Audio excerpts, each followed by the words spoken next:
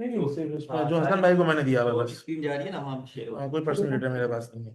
तो ऐसा होता है, बस अपने दूर दूर तक फिर मोहम्मद भाई पहले जो लास्ट क्लास में पढ़ा रहा था ना, तो चैट इधर ही आ रही थी, तो इधर इसको ओपन कर देते ताकि मैं उनको देख सकूं जो भी क्वेश्चन है। ठीक है, ये रहा, ठीक है। हम्म। अभी इसके पास स्क्रीन शो हो रही है। अभी सर थोड़ा सा यूजफुल हो जाएंगे ना, तो फिर आप नहीं, ये हम्म। चैट ऐसे शो हो जाएगी। अभी बस सर को देखते रहिएगा ना, थोड़ा सा, क्योंकि क्लास एक हो गई ना, तो हाँ तो थोड़ा सा बस रोके। चलो भाई, बिस्मिल्लाहिर्रहमानिर्रहीम। अच्छा बच्चे ये बताओ, आप लोग ने मर्टिलिटी को पढ़ा है? अभी मर्टिलिटी आपने नहीं पढ़ी, चलो ठीक है। तो मैं आप लोगों को मर्टिलिटी पढ़ाता हूँ, खाली वो कंपोनेंट जिसका ताल्लुक जो है वो ऑडिट रिपोर्टिंग से है। आ जाए।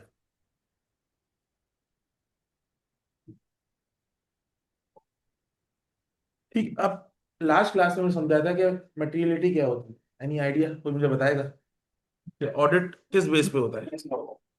जबरदस्त। स्पेस का फिंगर तो यही तो मैंने आपको जो है वो काफी अच्छे लगा। तीन टाइप्स की मटेरियलिटी के बारे में बताया था। एक है ओएम, ओवरऑल मटेरियलिटी। एक है पीएम, परफॉर्मेंस मटेरियलिटी। और एक है सीटी, क्लियरली ट्रिवियल। ठीक है, अब हम जो है ना वो आगे चलते हैं। Auditors determine materiality by selecting a suitable benchmark that best reflects what users focus on: profit, revenue, assets, etc., and applying an appropriate percentage based on the auditor's professional judgment. The choice depends on the nature of the entity and stability of results. Profit before tax is often used when the entity is profit oriented and profit is stable. Revenue is used when profit is low, volatile, or users focus on turnover, high volume businesses. Net assets slash social assets may be used for assets based or investment entities where the balance sheet is a key focus. The auditor also considers qualitative factors, example, covenant, compliance, regulatory focus, fraud risk, and may adjust materiality accordingly. ये मैंने read किया। देखो बेटा, reading के marks नहीं है, marks किसके? Application के। अच्छा, ऑडिट रिपोर्टिंग में लास्ट क्लास में आप लोग को समझा था कि ऑडिट रिपोर्टिंग का पेपर कितना मार्क्स का है? 15 to 20 मार्क्स। और 15 to 20 मार्क्स में 12 मार्क्स आपके किसके? उस एप्लीकेशन के हर क्वेश्चन के अंदर मटेरियलिटी कैलकुलेट कर। अच्छा अब समझो, understand the entity and it's environment आपने पढ़ लिया? जबरदस्त। अच्छा आपने पढ़ा है। अब मैं ये आपको एक बड़ी चीज कर रहे बताता हो। हूँ, फाइनेंशियल स्टेटमेंट आपने पढ़ी है? जबरदस्त। फाइनेंशियल स्टेटमेंट्स में अब मैं नाम इस्तेमाल कर रहा हूँ प्रॉफिट एंड लॉस। इसका मतलब है मैं क्या बोल रहा हूँ, statement of comprehensive income. Profit and loss के कंपोनेंट कोई मुझे बता सकता है क्या क्या है?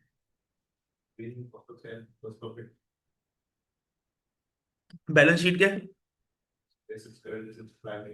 जबरदस्त। अच्छा, मटेरियलिटी ऑडिटर की प्रोफेशनल जजमेंट है। मटेरियलिटी ऑडिटर की क्या है? जबरदस्त, प्रोफेशनल जजमेंट। मटेरियलिटी डिटरमाइन कौन करता है? ऑडिटर। मटेरियलिटी डिटरमाइन मैनेजमेंट नहीं करती। मटेरियलिटी डिटरमाइन कंपनी नहीं करती। मटेरियलिटी कौन डिटरमाइन करता है? जबरदस्त, ऑडिटर्स। ऑडिटर्स की क्या है? Professional judgement. मटेरियलिटी आप काफी ज्यादा बेसिस में कैलकुलेट कर सकते हैं। अब मैं आपको उसकी बेसिस बता दूं जो कि आपके एग्जाम के लिए एप्लीकेबल है।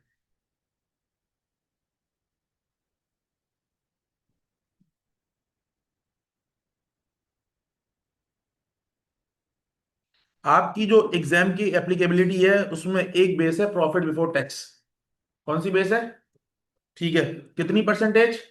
5%। आपके फाइनेंशियल स्टेटमेंट्स में जो भी प्रॉफिट बिफोर टैक्स है, पीबीटी, आप उसको मल्टीप्लाई करेंगे 5% तो आपकी ओएम आ जाएगी। उसके अलावा आपकी दूसरी बेस है रेवेन्यू। रेवेन्यू है 1% टू 5%।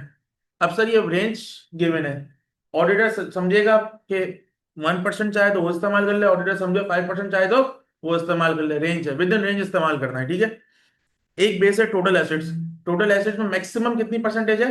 1। नेट एसेट्स में मैक्सिमम 3%। एक्सपेंसेस में 3% to, and cash flow from operation 3% to 5%।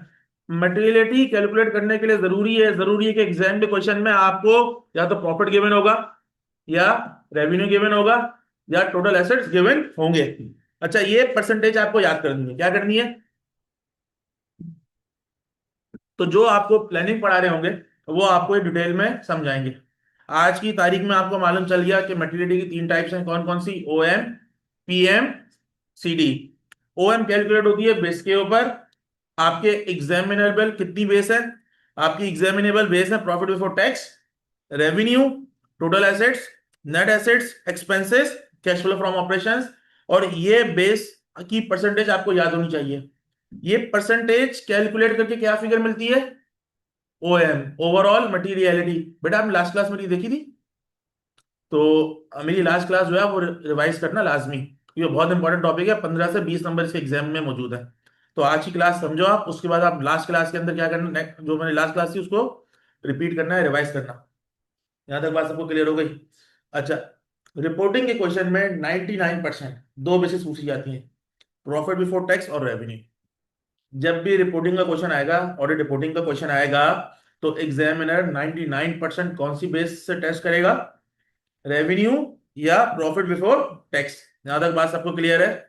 बाकी की बेसिस सर बिल्कुल प्लानिंग में जो आपके टीचर हैं, उस्ताद हैं, वो आपको समझा देंगे। रिपोर्टिंग के अंदर मैंने आपको समझा दिया कि ओएम पीएम क्या होता है, सीटी क्या होता है, वो भी हम डिटेल में उसकी प्रैक्टिकल एग्जांपल्स करेंगे। उसके अलावा बेसिस क्या होती है ये भी मैंने आपको समझा दिया, ठीक है। प्रैक्टिकल रिपोर्टिंग क्वेश्चन के लिए आपके एग्जाम में 99% कौन सी बेस आएगी? PBT, revenue. यहां तक बात भी क्लियर हो गई? अब दोबारा इधर आ जाए। अच्छा देखें, अब बेसिस डिटरमाइन कैसे होंगी? ऑडिटर की क्या है? Professional judgment. किसकी प्रोफेशनल जजमेंट? मैं बार बार कह रहा हूं, कंपनी की प्रोफेशनल जजमेंट नहीं है, मैनेजमेंट की प्रोफेशनल जजमेंट नहीं है। कंपनी मैनेजमेंट को पता भी नहीं होता कि ऑडिटर ने क्या मटेरियलिटी डिसाइड की है। यहां तक बात क्लियर है? अब एक कंपनी प्रॉफिट मेकिंग कंपनी है, एक कंपनी है जो प्रॉफिट मेकिंग है, फॉर एग्जाम्पल एंग्रो फर्टिलाइजर। इस एग्रो फर्टिलाइजर का काम क्या है? फर्टिलाइजर की सेल, यही काम है। ऑब्जेक्टिव क्या है शेयर होल्डर्स का? To maximise. तो इस केस के अंदर, इस केस के अंदर जो मटेरियलिटी कैलकुलेट होगी वो किस बेस पे होगी? जबरदस्त। अच्छा, अब एक कंपनी है जो लॉसेस के अंदर है, एक कंपनी है जो जो लॉसेस के अंदर है, तो अब प्रॉफिट बिफोर टैक्स तो नहीं है ना, लॉस है। तो उस केस के अंदर आप चाहेंगे तो रेवेन्यू की बेस इस्तेमाल करेंगे। रेवेन्यू की बेस की परसेंटेज कितनी है? 1 to 5%। पीबीटी की कितनी है? यहां तक बात समझ में आई? फॉर एग्जाम्पल एक कंपनी है जो होल्डिंग कंपनी है, आपने कंसोलिडेशन तो पढ़ी होगी, एक ग्रुप कंपनी होती है और ग्रुप में पेरेंट्स होते हैं। तो जब आप ग्रुप की कंपनी के ऑडिट करेंगे तो उस वक्त पीबीटी भी बेस नहीं लेंगे, रेवेन्यू भी बेस नहीं लेंगे, कौन सी बेस लेंगे? एसेट्स लेंगे। अगर तो टोटल एसेट्स की बेस पे कैलकुलेट करेंगे तो अप टू 1%, और नेट एसेट्स की बेस पे कैलकुलेट करेंगे तो अप टू 3%। तो ये चीज आपको देखनी है कि आप किस बेस पे मटेरियलिटी कैलकुलेट करते हैं।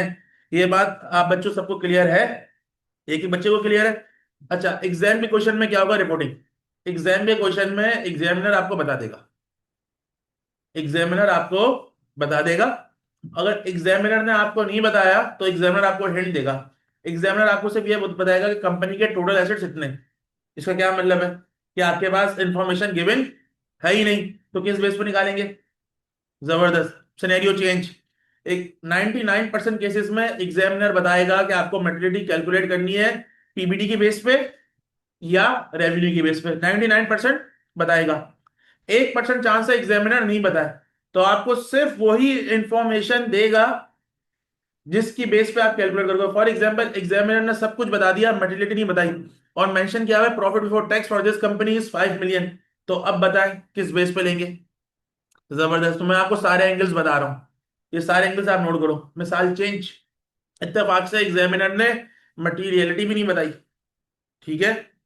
फिर एग्जामिनर ने जो है वो एक बेस नहीं बताई, दो बेस बता दी, पीबीटी और revenue.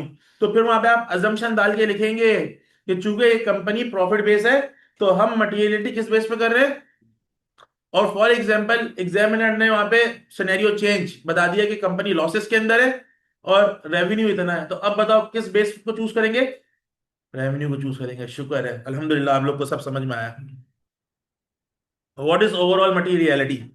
Overall materiality is the maximum misstatement amount in the financial statements as a whole that could reasonably influence users' decision. It is used for overall audit planning and final evaluation of uncorrected misstatements, individual and aggregate last class में हमने पढ़ा था ओएम का purpose क्या है। ओएम का purpose ये है कि auditor maximum amount of miss statement बर्दाश्त कर सकता है।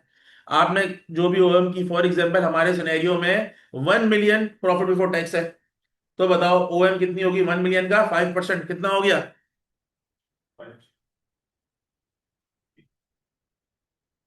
अगर पूरे ऑडिट में मिस स्टेटमेंट्स 50,000 से कम है तो आप कौन सी रिपोर्ट देंगे? Clean report. कौन सा ओपिनियन देंगे? Unmodified opinion, clean opinion. और अगर मिस स्टेटमेंट 50,000 से ज्यादा है तो कौन सा ओपिनियन देंगे? मॉडिफाइड। मॉडिफाइड ओपिनियन की 3 टाइप्स होती हैं, वो मैं आज की क्लास में समझाऊंगा। ओएम का पर्पस समझ में आ गया बेटा? आपको समझ में आया? अब व्हाट इज परफॉर्मेंस मटेरियलिटी? देखो हमने लास्ट क्लास में एफएसएलआई समझा था। एफएसएलआई क्या होते हैं? Financial statements line item. PM से ऊपर के एफएसएलआई हम ऑडिट प्रोसीजर परफॉर्म करेंगे, पीएम से नीचे के एफएसएलआई पे हम ऑडिट प्रोसीजर परफॉर्म चाहे तो करें, चाहे तो ना करें। ये अमाउंट ओएम से कम होती है। यहां तक बात सबको समझ में आई? रिपोर्टिंग के सवाल में मैक्सिमम चीज किस पे जाती है? ओएम पे। रिपोर्टिंग के सवाल में यानी ऑडिट रिपोर्ट के सवाल में जो चीज हमारे लिए इंपॉर्टेंट है वो क्या चीज है? Overall materiality. बेटा रिपीट करो, ओवरऑल मटीरियलिटी। पीएम का कॉन्सेप्ट रिपोर्टिंग के क्वेश्चन में नहीं है। ये मैं इसलिए पढ़ा रहा हूं आपको कि आपको समझ में तो आए, क्योंकि पूरा रिपोर्टिंग किस पे डिपेंड करता है? मटीरियलिटी पे डिपेंड करता है। ठीक है, उसके अलावा आपके टीचर जो समझाएं, जो भी इसको पढ़ा रहे हो तो उनका समझना। लेकिन अभी जो मैं आपको समझा रहा हूं इसका ताल्लुक किससे है? ऑडिट रिपोर्टिंग से। पीएम क्या होता है? Performance materiality is set lower than OM. बिल्कुल हमने बोला to reduce the risk that the total of uncorrected and undetected misstatements exceeds OM. यही तो उसका पर्पस है, कि इसका पर्पस क्या है कि गलतियां ओएम से एक्सीड ना करें। It is used to design audit procedures and sample sizes, जो हमने समझा था। एफएसएलआई पे क्या परफॉर्म करेंगे? Audit procedures. And decide tolerable error और अकाउंट क्लास ऑफ ट्रांजैक्शंस और लेवल। और क्या डिसाइड करेंगे? TE, tolerable error.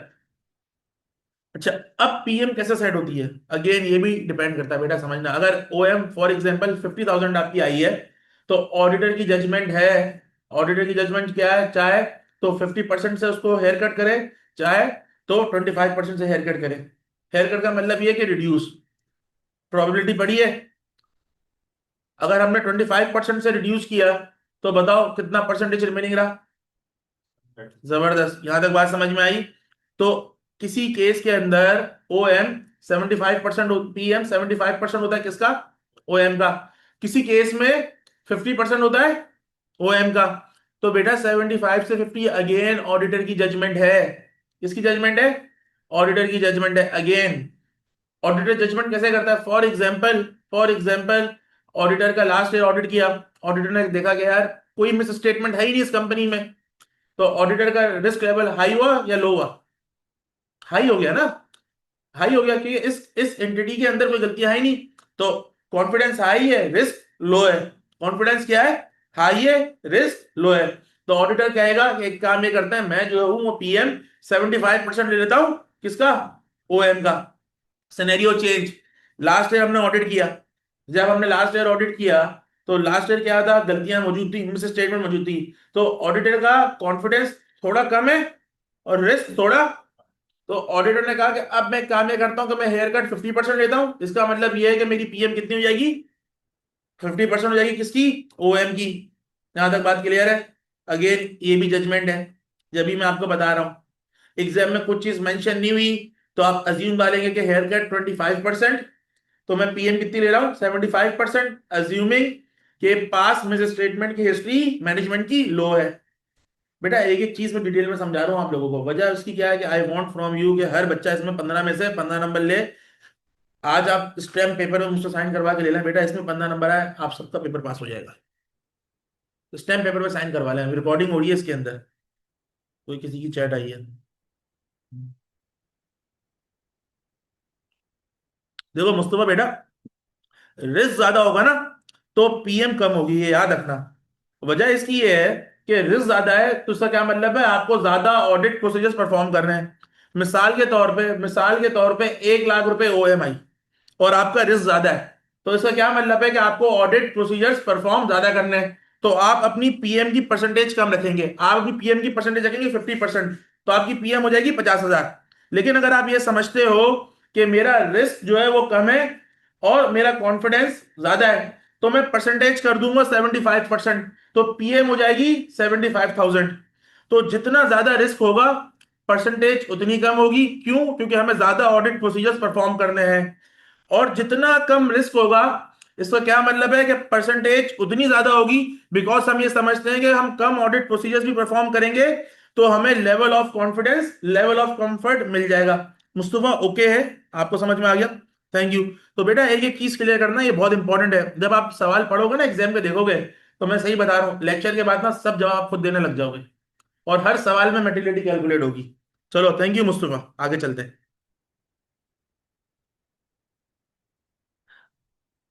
अब सीटी क्या होता है? मैंने लास्ट क्लास में समझाया था। सीटी होता है कैलकुलेशन। फॉर एग्जांपल आपने एफआर में पढ़ा होगा कि कि डेप्रिसिएशन कैलकुलेट किस बेस पे होती है, स्ट्रेट लाइन या रिड्यूसिंग। अब आपने स्ट्रेट लाइन पे डेप्रिसिएशन कैलकुलेट करी, फॉर एग्जांपल वो आ गई 50,000, ठीक है, और कंपनी ने आपको दी, वो थी 48,000। डिफरेंस कितने का आया? फॉर एग्जांपल सीटी 5,000 है, तो ये 2,000 का डिफरेंस एक्सेप्टेबल है। इसका क्या मतलब है कि मैनेजमेंट की कोई गलती नहीं है, मैनेजमेंट की कोई गलती नहीं है। मिसाल चेंज, सीटी है 5,000, कितनी है सीटी, कितनी है 5,000। आपने कैलकुलेशन की, वो आई 60,000, मैनेजमेंट ने आपको प्रोवाइड कर दिया 50,000। तो बताओ अब डिफरेंस कितना है? सीटी से ज्यादा है? ज्यादा है, जबरदस्त ज्यादा है। अब ये एक्सेप्टेबल है? एक्सेप्टेबल नहीं है। तो आप मैनेजमेंट से रिक्वेस्ट करेंगे, मैनेजमेंट काइंडली एडजस्ट कर दें, आपकी डेफिनेशन 50,000 नहीं है, इसको 60,000 एडजस्ट कर दें। मैनेजमेंट ने एडजस्ट कर दिया, तो कोई मिस स्टेटमेंट हो गई? नहीं हुई ना, कोई मिस स्टेटमेंट नहीं हुई। आपने रॉन्ग पार्किंग में जो है वो गाड़ी खड़ी करी, और फिर जब पुलिस वाले आए तो आपने रॉन्ग पार्किंग से गाड़ी हटा दी। जब गाड़ी हटा दी तो कोई गलती थी? नहीं हुई ना कोई गलती। लेकिन आप अब हटा नहीं रहे, तो फिर तो गलती है ना। मैनेजमेंट एडजस्ट नहीं कर रही, तो फिर तो क्या है? गलती है। तो फिर वो गलती आप summary of uncorrected miss statement में डालेंगे। कहां डालेंगे आज की तारीख में? तो फिर इंशाल्लाह जो आपको चैप्टर नंबर 15 करवाएंगे ना, उस चैप्टर नंबर 15 में summary of uncorrected miss statement के बारे में समझाएंगे। लेकिन मैंने आज आपको पहले से बता दिया, summary of uncorrected miss statement में वो गलतियां आती हैं जो किससे बड़ी होती हैं? सीटी से बड़ी होती हैं। ऑडिटर मैनेजमेंट को कहता है कि मैनेजमेंट इसको आप एडजस्ट कर लें। मैनेजमेंट एडजस्ट करने पे आमादा नहीं होती, तो वो कहां डाल देती है? Summary of uncorrected miss statement. यहां तक बात सबको क्लियर है? जी बेटा सवाल करें। सीटी को हम एक ट्रांजेक्शन के लिए कंसीडर करेंगे क्लास ऑफ एक एक क्लास, एक एडिशन की एक सीटी होगी, डिस्पोजल की एक सीटी, डेप्रिसिएशन की एक सीटी, इन्वेंट्री की, और सब सबको मैच करेंगे अलग अलग से। जो सीटी से ज्यादा होगा वो कहां जाएगा? Summary of uncorrected miss statement में। लाइबा कह रही है सर प्लीज रिपीट सीटी एग्जाम्पल। देखो लाइबा बेटा, आपने अकाउंटिंग में पढ़ा हो था कि डेप्रिसिएशन दो तरीके से कैलकुलेट होती है। एक होती है depreciation calculate straight line method से, एक होती है रिड्यूसिंग बैलेंस मेथड से। हम अज्यूम कर लेते हैं कि कंपनी रिड्यूसिंग बैलेंस मेथड को फॉलो कर रही है। यहां तक आप मेरी बात समझे। अब ऑडिटर ने मटेरियलिटी कैलकुलेट करी, ठीक है। कैलकुलेट कैसे करी, अगले 5 मिनट बाद मैं आपको कैलकुलेट करना सिखाऊंगा। अभी आप ये समझो कि आपकी पीएमआई 50,000, सॉरी आपकी ओएमआई 50,000, पीएमआई 40,000 और सीटी आया 5,000। सर ये कैसा आया? अभी आपको समझाने के लिए सिर्फ ये समझो, 50,000 ओएम, 40,000 पीएम, 5,000 सीटी। यहां तक बात आपको समझ में आ गई लाइबा? अब कंपनी ने आपको शेड्यूल दिया डेप्रिसिएशन का, उस शेड्यूल की वैल्यू जो थी वो थी 50,000 रुपीज। आपने जब अपनी वर्किंग की, जब आपने रिकैलकुलेशन करी, तो आंसर आया 60,000। तो अब मेरा सवाल, डिफरेंस कितना है? 10,000। आपकी सीटी कितनी है? 5,000।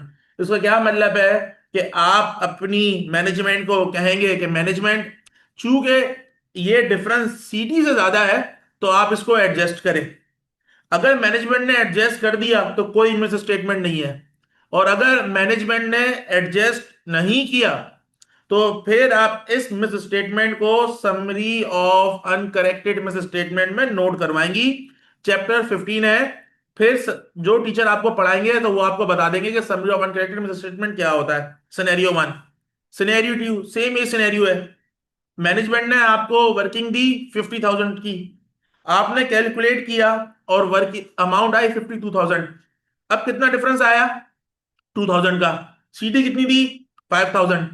2,000 सीटी से कम है, बिल्कुल कम है। तो इसका क्या मतलब है, मैनेजमेंट ने जो आपको शेड्यूल प्रोवाइड किया वो बिल्कुल सही है। तो सीटी से कम डिफरेंसेस होंगे, ऑडिटर उन वर्किंग्स को, उन शेड्यूल्स को एक्सेप्ट करेगा। सीटी से ज्यादा होंगे तो ऑडिटर उनको एक्सेप्ट नहीं करेगा। लाइव समझ में आया आपको? थैंक यू बेटा। इंटरेस्ट लोगे इंशाल्लाह तुम सारे जो है ना पास कर जाओगे। आपके सामने जो टीचर बैठा है वो क्वालिफाइड है। ऑडिट, हम ऑडिट फर्म को ऑडिट करते हैं। तो आप ये सोचो ना कि कितना ऑडिट हमारे जरूरी है। ऑडिट फर्म्स कितनी माशाल्लाह जो है वो कैपेबल होती हैं, और फिर आप जाके ऑडिट फर्म्स को ऑडिट कर रहे होते। चले आ जाए। मेरा तरीका ये है कि मैंने आप लोगों को जो पढ़ाया ना, मैंने एक फ्लो में पढ़ाया। भले मैं थोड़ी क्लास ज्यादा ले लूंगा, मुझे मसला नहीं है, आप लोगों की कैरियर से बढ़ के नहीं है, 4 के बदले 6 कर लूंगा, लेकिन एटलीस्ट जब जाओ तो दुआओं तो दोगे यार, मैंने किसी से पढ़ा था ऑडिट रिपोर्ट, किसी उस्ताद से पढ़ा था। चलो आ जाओ। अभी एक एक्सट्रैक्ट है, आप लोग ने FFR2 पढ़ा है। अभी एक्सट्रैक्ट है स्टेटमेंट ऑफ प्रॉफिट और लॉस का।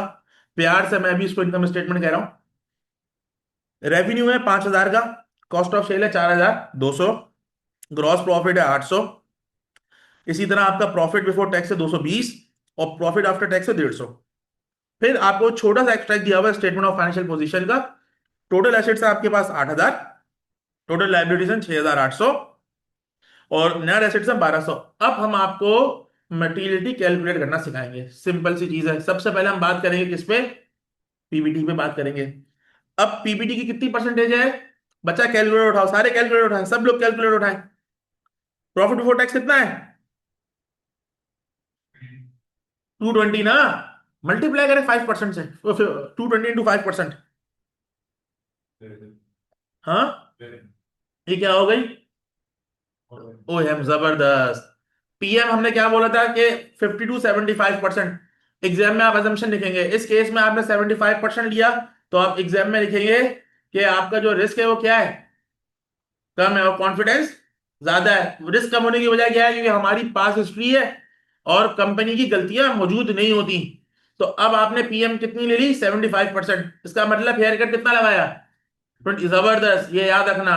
अब 50-50 पे आप लोग परेशान हो गए। 50-50 पे हेयर कट भी 50 है, और तो याद रखना हेयर कट का मतलब ये होता है कि हम रिड्यूस करते हैं। तो हेयर कट 25 लगाए, आप चाहो तो हेयर कट लगा दो 30, तो उस सूरत में कितना आ जाएगी 70। जबरदस्त। तो ये रेंज दी हुई है 25 टू 50% का हेयर कट। इस रेंज में आप कभी भी कर सकते हो। इस मेरे कैसे मैंने क्या लिया है 75%। अब 11 का करो 0.75, 8 पॉइंट।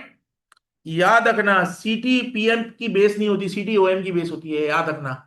सीटी किस पे बेस करती है, अब एग्जाम में तुमसे बोला गया क्लेवर क्लियरली ट्रेवल कैलकुलेट करो, पीएम भी गिवन है ओएम भी गिवन है। अब तुम बच्चे फंस जाओगे ना, दोनों गिवन है। तो याद रखना सीटी किसका फैक्टर है, रिपीट करो किसका फैक्टर है, ओएम का। इस केस में ओएम कितनी थी,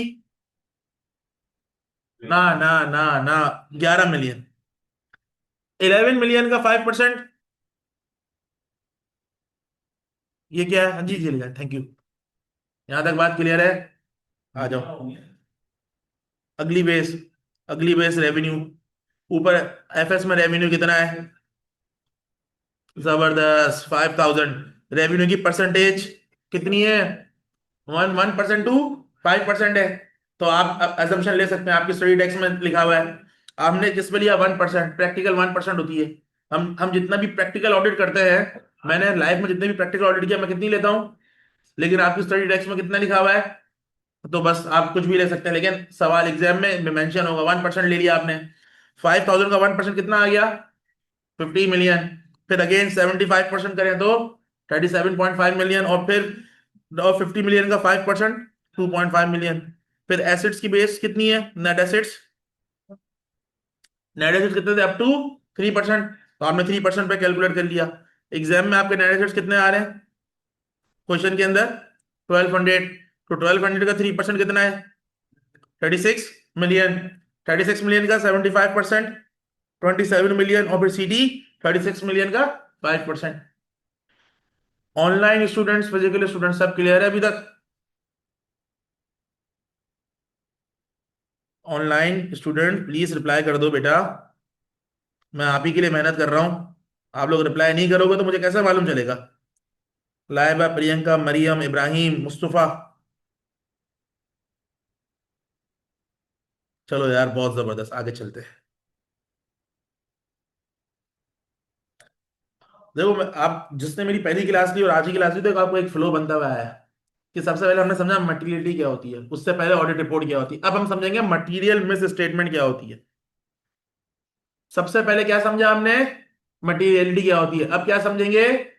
material miss statement. Miss statement का मतलब क्या है कि आपका अकाउंटिंग फ्रेमवर्क कौन सा है? आईएफआरएस। अगर कोई भी चीज आईएफआरएस से हटके है तो वो क्या है? गलती है। गलती का नाम क्या है? Miss statement. कौन सी गलतियों पे मसला होता है? मटेरियल गलतियों पे मसला होता है। इमटेरियल गलतियों में मसला होता है? मसला नहीं होता। क्यों? क्योंकि ये प्रिजम्पशन है कि यूजर्स ऑफ फाइनेंशियल स्टेटमेंट्स यानी शेयर होल्डर्स को ये बात पता है कि ऑडिट किस बेस पे होता है। जबरदस्त। मटेरियलिटी क्या होती है हमने पढ़ ली। A misstatement means any difference between what is reported in the financial statements and what should be reported according to the applicable financial reporting framework. और फाइनेंशियल रिपोर्टिंग फ्रेमवर्क आपको आता है, IS 37 आपको आता है, IS 10 आपको आता है, IFRS 5 पढ़ा है? IFRS 5 आपको आता है। जो नहीं पढ़ा आपने IFRS 5, कोई मसला नहीं। और कौन कौन IFRS 15 पढ़ा है? रेवेन्यू पढ़ा है? लीजिंग पढ़ा है? जबरदस्त। अब एग्जाम में सवाल कैसे आएंगे? एग्जाम में सवाल ऐसे आएंगे, चूंकि अब आप लोगों को पता है कि रेवेन्यू की अकाउंटिंग कैसे हो रही है। एग्जाम में रेवेन्यू की अकाउंटिंग गलत होगी तो इससे क्या मतलब है? मिस स्टेटमेंट होगी। तो पहले तो आपको आइडेंटिफाई करना है ये मिस स्टेटमेंट मटीरियल है या नहीं है। अगर तो मिस स्टेटमेंट मटीरियल नहीं है तो कौन सा ओपिनियन? Unmodified clean opinion. और अगर मिस स्टेटमेंट मटीरियल है तो भाई कौन सा ओपिनियन? Modified opinion. क्या क्या किस टाइप के होते हैं आगे पढ़ेंगे। अच्छा, अब डिफरेंस कहां जा सकता है? अमाउंट्स में डिफरेंस होता है भाई, क्लासिफिकेशन में होता है। फॉर एग्जांपल, एक चीज नॉन करंट एसेट्स है, आपने करंट एसेट्स कर दिया तो ये क्या है? मिस स्टेटमेंट है। फिर प्रेजेंटेशन में होता है, एक चीज आपकी एसेट्स है, आपने उसको क्या क्लासिफाई कर दिया? लायबिलिटी क्लासिफाई कर दी, तो ये भी क्या है? Miss statement. या आपके डिस्क्लोजर्स, रिलेटेड पार्टी का नोट पढ़ा है आपने? रिलेटेड पार्टी क्या होती है? IS 24 पढ़ा है ना? पढ़ा है ना आपने बेटा? अब आपने रिलेटेड पार्टी का नोट ही नहीं दिया। जब आपने रिलेटेड पार्टी का नोट नहीं दिया तो ये गलती है ना, क्योंकि आपने क्या मिस कर दिया है?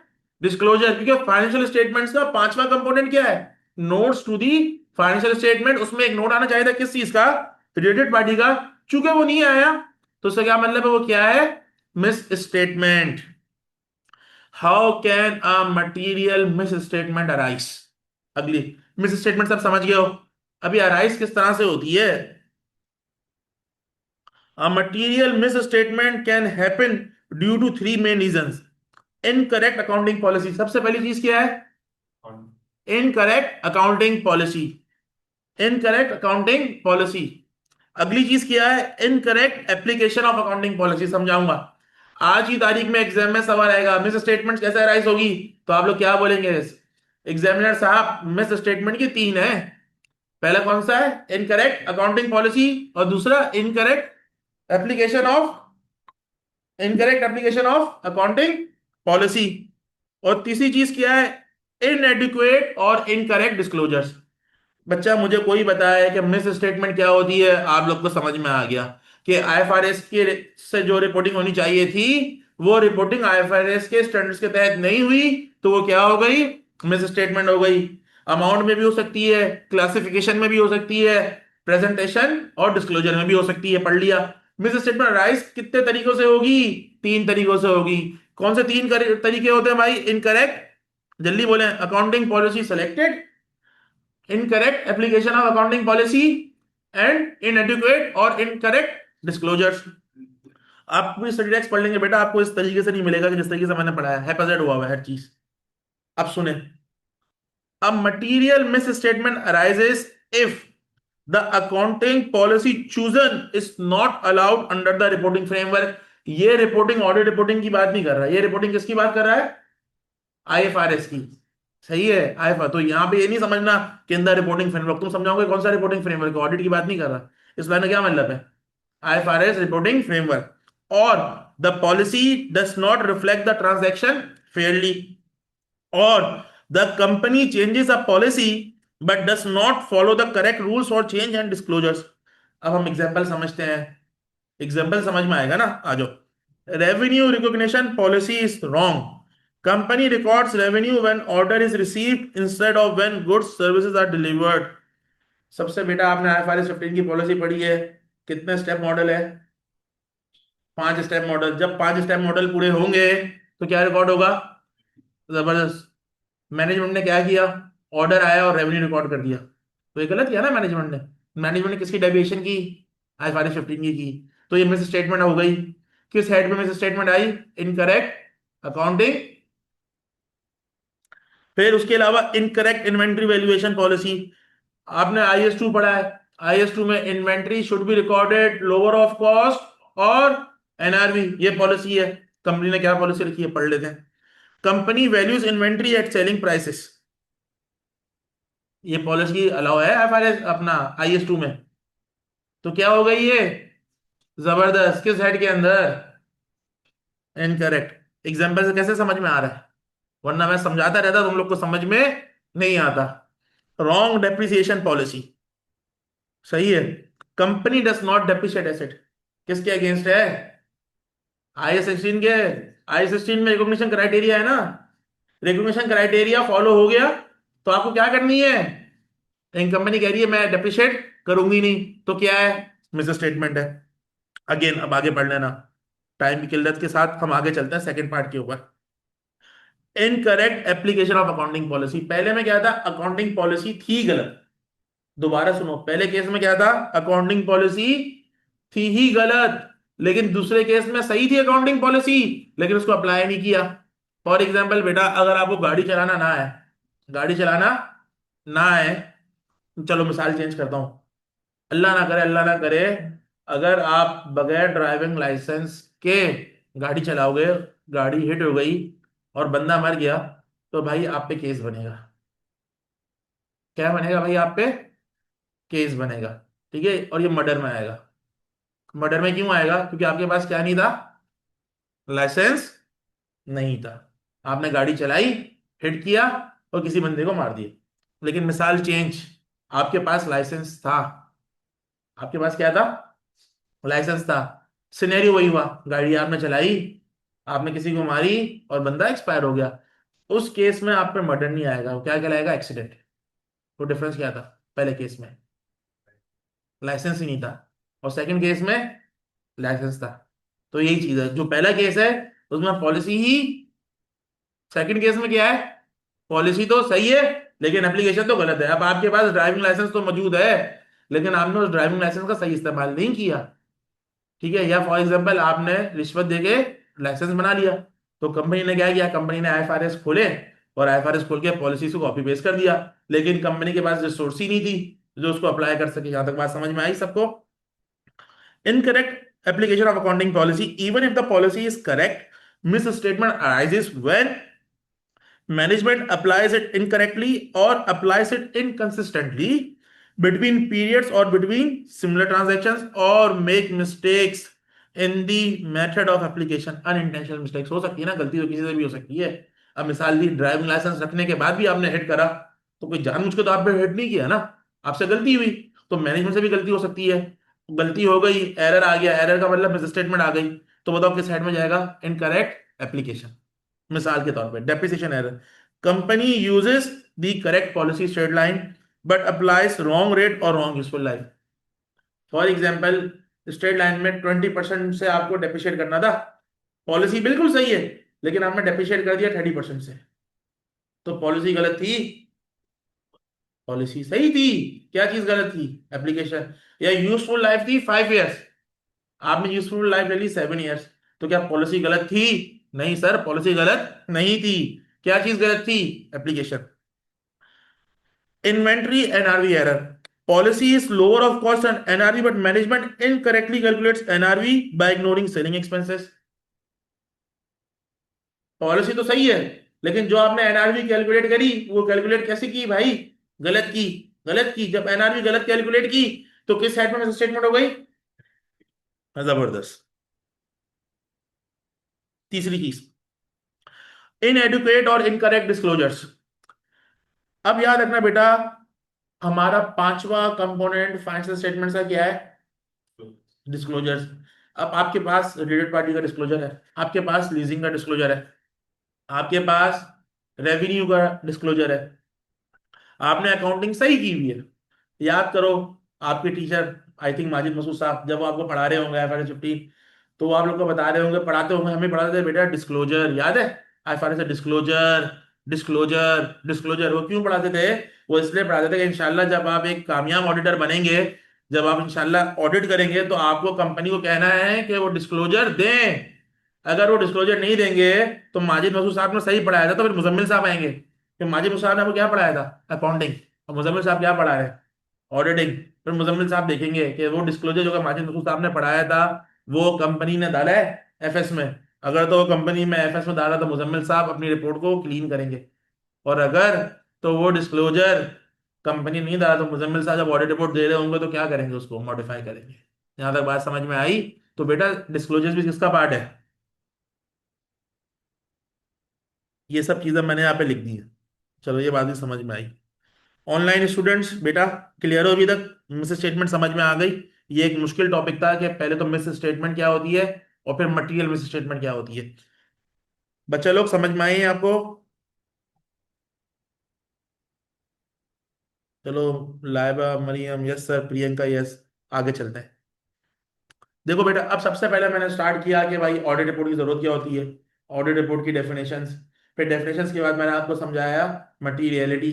फिर उस मटीरियलिटी के बाद मैं आपको ले गया OM PM को समझा। उसके बाद फिर मैंने आपको समझाया मटीरियल मिस स्टेटमेंट।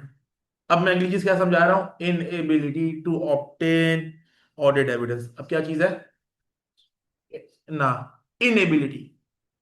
अगेन अब मैं क्या समझा रहा हूँ? इनएबिलिटी। अगेन रिपीट करो। हाँ, ऑडिट एविडेंस नहीं समझा रहा, नहीं समझा रहा। यही यही चीज टेक्निकल है। ऑडिट एविडेंस आपको समझाएंगे जो आपको टीचर आपको पढ़ा रहे हैं। मैं क्या समझा रहा हूँ? Inability to obtain audit evidence. इसका क्या मतलब होता है? इसका मतलब ये होता है, सिंपल नाम से समझ में आ रहा है कि ऑडिटर को ऑडिट एविडेंस मिल ही नहीं रहे, तो वो क्या कराया? इनएबिलिटी कहलाई। इनएबिलिटी क्या होती है? कि ऑडिटर को ऑडिट एविडेंस मिल ही नहीं रहे। The auditor may be unable to obtain sufficient appropriate audit evidence, also called a limitation on the scope of audit। याद रखना, इसका दूसरा नाम क्या है? लिमिटेशन। एग्जाम में इनएबिलिटी पूछ रहे, आप लोग बोलो यार सर ने तो लिमिटेशन पढ़ा ही नहीं थी, तो भाई इनएबिलिटी का दूसरा नाम क्या है? Limitation. Inability to obtain audit evidence, inability to obtain audit evidence, या limitation on the scope of the audit का मतलब क्या है? सेम है। ठीक है। कितने तरीकों से इनएबिलिटी होती है? मिस स्टेटमेंट के 3 तरीके हैं ना। कौन कौन से तरीके हैं? मैंने बताया कि अकाउंटिंग पॉलिसी इनकरेक्ट थी, अकाउंटिंग पॉलिसी सही थी लेकिन उसकी एप्लीकेशन क्या थी? इनकरेक्ट थी, या आपने इनएडिक्वेट या इनकरेक्ट डिस्क्लोजर्स दिए। तो बेटा इसी तरह लिमिटेशन या इसी तरह inability to obtain obtain audit evidence भी 3 हिसाब के होते हैं, 3 तरीकों के होते हैं। कौन कौन से हैं? circumstance beyond the control of the entity, circumstance beyond the control of the entity, circumstance relating to nature or timing of the auditor's work, limitations imposed by management। अब बताओ कौन कौन से तरीके? 3 तरीके। कौन से तरीके? रिपीट करो। circumstance beyond the control of the entity, दूसरा auditor's work। जबरदस्त, अभी समझाता हूं। तीसरी चीज बेटा, जब मैं खुद पढ़ता था ना ऑडिट रिपोर्टिंग, मुझे समझ में नहीं आता था, मुझे समझ में नहीं आता था ऑडिट रिपोर्टिंग। क्योंकि ऑडिट रिपोर्टिंग में एंड भी कहीं है, स्टार्ट भी कहीं और है। फिर जाहिर सी बात है, बड़े हुए फिर ACCA किया, फिर CA किया, अब माशाल्लाह ऑडिट किया, 12 साल से ऑडिट कर रहे हैं। तो अब जाके इसको मैंने समराइज किया, क्योंकि ऑडिट रिपोर्टिंग का कॉन्सेप्ट अलग है। अभी आप पढ़ोगे ना तो एक सवाल का आंसर अलग है, तो ऑडिट रिपोर्टिंग से वो बच्चा पूरे नंबर ले सकता है जिसके कॉन्सेप्ट, इसी वजह से मैं एक एक चीज में रुक रुक के पढ़ा रहा हूँ, चैट आई हुई किसी की।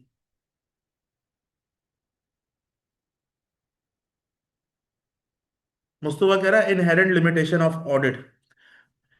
नहीं मुस्तफा, यहाँ पे इनहेरेंट लिमिटेशन ऑफ ऑडिट नहीं है, वो एक अलग चीज है। इनहेरेंट लिमिटेशन ऑफ ऑडिट एक अलग चीज है, वो ऑडिट रिस्क है, सही है। यहाँ पे मैनेजमेंट की इंटीग्रिटी की बात आ रही है। किसकी बात आ रही है? मैनेजमेंट की इंटीग्रिटी की बात आ रही है कि मैनेजमेंट आपको चीजें नहीं दे रही है, वो एक अलग चीज है। इनहेरेंट लिमिटेशन एक अलग चीज है। यहाँ पे आपने मैनेजमेंट से डेटा मांगा और मैनेजमेंट ने आपको डेटा दिया ही नहीं, तो इसे कहेंगे हम स्कोप, सही है, limitation on the scope of audit, या कहेंगे inability to obtain audit evidence.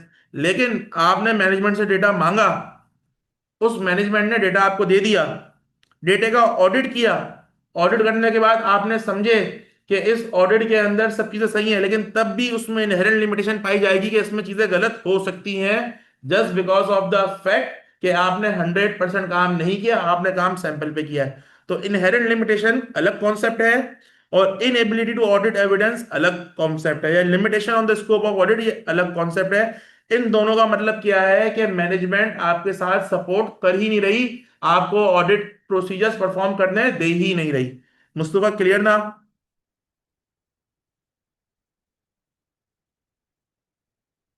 जबरदस्त। अच्छा मुस्तफा, तुम्हारा सवाल बड़ा अच्छा था, वरना तुम अगर तुम्हें सवाल ना करते ना तो तुम्हें हमेशा यही रहता कि इनहेरेंट लिमिटेशन ऑफ ऑडिट और स्कोप लिमिटेशन सेम है। बिल्कुल भी सेम नहीं है। इनहेरेंट लिमिटेशन का मतलब यह है कि मैनेजमेंट से आपने डेटा मांगा, मैनेजमेंट ने डेटा दे दिया, आपने ऑडिट प्रोसीजर परफॉर्म करे, तब भी आपके पास इनहेरेंट लिमिटेशन रहेगी, just because of the fact judgment involve है, just because of the fact estimates involve है, just because of the fact कि आपने सैंपलिंग में काम किया। लेकिन limitation on the scope of audit और inability to upload audit evidence एक अलग चीज है कि मैनेजमेंट आपके साथ सपोर्ट कर ही नहीं रही। चलो आगे चलते हैं। अब ये क्या होता है? Circumstance beyond the control of the entity. अब समझना बात, यहाँ मैनेजमेंट सही होती है, मैनेजमेंट दुखी नहीं होती, गलत नहीं होती। फॉर एग्जाम्पल कंपनी में आग लगती है, क्या करोगे? आग आपने लगाई है, आपने लगाई है, मैंने लगाई है? नहीं भाई, कोई चाहेगा कि उसके गोदाम में आग लगे? कोई नहीं चाहेगा ना कि गोदाम में आग लगे। आग लग गई, अब क्या करें? अब मैनेजमेंट चाहती है डेटा हम दें, दे सकती है, तो कौन सी लिमिटेशन हो गई? मैनेजमेंट नहीं चाहती कि मैनेजमेंट कोऑपरेट करना चाहती है, मैनेजमेंट नहीं चाहती कि हम ऑडिटर्स को तंग करें, लेकिन तब भी आग लग गई, या गवर्नमेंट वाले आए और गवर्नमेंट वालों ने आके उनका रिकॉर्ड सीज कर लिया, तो कौन सा कंट्रोल है ये? जबरदस्त। और अब circumstances relating to nature and timing of the audit work. अब इसमें ऑडिटर की अपॉइंटमेंट ही ऐसी हुई कि हम ऑडिट कुछ परफॉर्म ही ना कर सके। फॉर एग्जांपल ऑडिट काउंट की डेट क्या होती है? सॉरी अल्फाज गलत इस्तेमाल, स्टॉक काउंट की डेट क्या होती है? ईयर एंड होती है ना, ईयर एंड या तो जून हो सकता है या फिर, अब फॉर एग्जांपल कंपनी का ईयर एंड दिसंबर है और ऑडिटर जो है ना वो अपॉइंट हुआ जनवरी में, तो इसमें मैनेजमेंट की गलती है? नहीं है ना। तो क्या ऑडिट की गलती है? नहीं है। ऑडिट प्रोसीजर हम परफॉर्म क्यों ना कर सके? क्योंकि हमारा जो टाइमिंग था वही जो है वो गलत हो गया, एयर एंड के बाद हो गया। गलत तो नहीं हुआ लेकिन कुछ कंट्रोल में आ गया। अब इसकी एग्जांपल्स पढ़े, क्या है इसकी एग्जांपल पढ़े? Auditor is appointed late and can not attend physical inventory count at year end. तो भाई किसके अंदर आ गया? Circumstances relating to the nature और timing of the audit work. या auditor can not obtain evidence for opening balances because it's a first year audit and timing is restricted. First year audit का मतलब क्या है? कि last year किसी और ने ऑडिट किया था और अब हमारे पास इतना कम टाइम है कि हम उनकी फाइल जाके रिव्यू कर ही नहीं सकते। तो ये कौन सी इनेबिलिटी आ गई? नेचर और टाइमिंग, सही है। या फिर auditor finds that substantive procedures alone are not sufficient but internal controls are weak making evidence insufficient. अब और आपने पढ़ा, आपके पास दो है, सब्सटेंटिव हैं और टेस्ट ऑफ कंट्रोल्स हैं। सब्सटेंटिव प्रोसीजर से आपको डेटा सही से मिल नहीं रहा और टेस्ट ऑफ कंट्रोल्स आप परफॉर्म कर नहीं सकते। क्यों नहीं कर सकते? क्योंकि मैनेजमेंट के टेस्ट ऑफ कंट्रोल्स क्या है? वीक है। तो इसमें मैनेजमेंट की गलती है? नहीं है। मैनेजमेंट की गलती, हमारी अपॉइंटमेंट इस टाइम पे हुई कि हम ऑडिट प्रोसीजर परफॉर्म नहीं कर सकते, तो ये भी क्या है? इनेबिलिटी है, या limitation on the scope of audit है। यहां तक बात क्लियर है? या तीसरी चीज जो सबसे खतरनाक चीज है, ये क्या है? Limitations impose by management. इसकी मिसाल समझना कि आप मेहमान को घर पे बुलाओ और गेट ही नहीं खोलो, क्या होगा बताओ? क्या होगा बेटा? हाँ, मेहमान दुआएं देंगे ना, और वो दुआएं से जो है ना आप बर्बाद होंगे। ऐसा क्या मतलब है कि आपने मेहमान को बोला कि चलो फॉर एग्जाम्पल आपने मुझे बोला मुजम्मल साहब मेरे घर खाना खाने आए, मैं आपके घर खाना खाने पहुंच गया। कहाँ पहुंच गया? खाना खाने। आप घर के अंदर बैठे हैं, लाइटें जल रही हैं और आप गेट ही नहीं खोले हुए, ये फिर ये ज्यादती है। ऊपर के दो के ज्यादती नहीं है, मतलब गलती तो वो भी है, इनेबिलिटी है, लेकिन इतनी चीज खराब नहीं है जितनी आखिरी वाली चीज खराब है। आखिरी वाली चीज खराब है कि मैं आपके घर पे खड़ा हूं और आप गेट नहीं खोल रहे। तो तीसरी चीज है ना, वो ये है कि लिमिटेशंस इम्पोज बाय मैनेजमेंट। अब मैनेजमेंट जानबूझ के लिमिटेशंस क्या कर रही है? इम्पोज कर रही है। एग्जांपल्स पढ़ते हैं इसकी। Management prevents auditor from observing inventory count. अब हमारी अपॉइंटमेंट दिसंबर से पहले हो चुकी है, ऑडिटर दिसंबर से पहले अपॉइंट हो चुका है। हमने कहा मैनेजमेंट हमें स्टॉक काउंट तो करवा दें, मैनेजमेंट ने मना कर दिया। तो इसका क्या मतलब हुआ कि मैनेजमेंट ने लिमिटेशन इम्पोज कर दी। हमने कहा मैनेजमेंट हमें कंफर्मेशंस भेजनी है, हमें क्या भेजनी है, मैनेजमेंट ने मना कर दिया। तो ये क्या चीज हो गई? जबरदस्त। हमने मैनेजमेंट से कहा कि हमें लाओ अपने बोर्ड मिनट्स दे दो, हमें कॉन्ट्रैक्ट्स दे दो, हमें इसको रिव्यू करना है, हमें ऑडिट प्रोसेस परफॉर्म करना है, मैनेजमेंट ने मना कर दिया, मैनेजमेंट नहीं दे रही। अभी क्या चीज हो गई? तो ए बी सी में सबसे ज्यादा खतरनाक कौन सी है? सी है। ए भी खतरनाक है, बी भी खतरनाक है, लेकिन ए में गलती मैनेजमेंट की नहीं है क्योंकि मैनेजमेंट कंट्रोल से बाहर है। बी में गलती ऑडिटर की नहीं है, क्यों? क्योंकि ऑडिटर की टाइमिंग ऐसी थी कि वो ऑडिटर से परफॉर्म। सी में क्या है? सी में हर चीज सही है, लेकिन तब भी मैनेजमेंट आपके साथ कॉर्पोरेट नहीं कर रही, तो इसे कहा जाएगा limitation on the scope of the audit, या कहा जाएगा inability to obtain audit evidence. अभी आप लिंक समझो, मैंने लिंक कराया है। सबसे पहले ऑडिट रिपोर्ट की डेफिनेशंस क्या होती हैं, फिर उसके बाद मिस स्टेटमेंट, फिर मटेरियल मिस स्टेटमेंट, फिर इनएबिलिटी। अब जब मैं लिंक करूंगा ना तो फिर आपको मजा आएगा। ऑनलाइन स्टूडेंट्स बेटा सारे क्लियर हो अभी तक? और ये मैंने जानबूझ के एग्जांपल्स दिए हैं, ये एक जगह मौजूद थी नहीं। वजह इसकी पता है क्या है बेटा? कि मुझे पता है आप लोग इतने अच्छे नहीं होंगे, आप स्टडी टेक्स्ट खोलोगे, तो सिर्फ मैंने आप लोगों के हलवा करने के लिए मैंने यहाँ पे सब चीजें दे दी कि ये एक पेज, जिसको ये 18 पेजेस याद हो गए ना उसको पूरा ऑडिट याद हो गया, सिर्फ रिपोर्टिंग के लिए। हाँ, पूरा ऑडिट से मुराद रिकॉर्ड हो रहा है, ये ना पकड़ लेना पूरा ऑडिट। ये सिर्फ इस पेपर के लिए, मतलब आपका सारे पेपर्स में निकल जाएगा इंशाल्लाह। तो बोलो।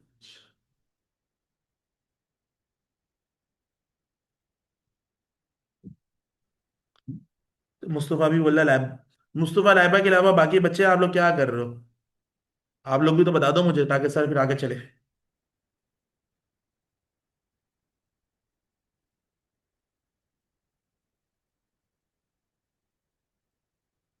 मुस्तफा कह रहा था स्टडी टेक्स्ट खुलने के बाद कॉन्सेप्ट खुल जाते हैं। बेटा मैं एक तो कमेंट तो नहीं कर सकता कि कॉन्सेप्ट खुल जाते हैं, लेकिन अलबत्ता चैप्टर नंबर 14 के जब स्टडी टेक्स्ट खोलोगे ना तो आपके कॉन्सेप्ट नहीं हिलेंगे, बल्कि आपको और मजा आएगा। टीचर होता है इसलिए है ना, और टीचर होता है किसके लिए? आप जो ये फर्स्ट टाइम पढ़ रहे हो, आपके टीचर ने 12 साल ऑडिट किया। 2012 में मैंने यहाँ बैठ के चीज पढ़ी थी 12-13 के अंदर, तो फर्क है ना। हाँ, अलबत्ता आपकी बात सही है कि अगर तो आप सही से नहीं पढ़ रहे हो और आप जो है उसमें क्लियर नहीं हो, या आप क्लासेस को स्किप कर रहे हो, क्या क्या क्या रिकॉर्डिंग सुन लेंगे, सवाल नहीं करते, और फिर जब स्टडी टेक्स्ट खोलोगे तो जाहिर सी बात है कॉन्सेप्ट लेंगे। लेकिन इस सिनेरियो में, जो सिनेरियो मैंने आपको दिया है, इसमें स्टडी टेक्स्ट जब मेरे लेक्चर के बाद खोलोगे ना तो कॉन्सेप्ट और बनेंगे। चलो ठीक है यार, आगे चलते हैं।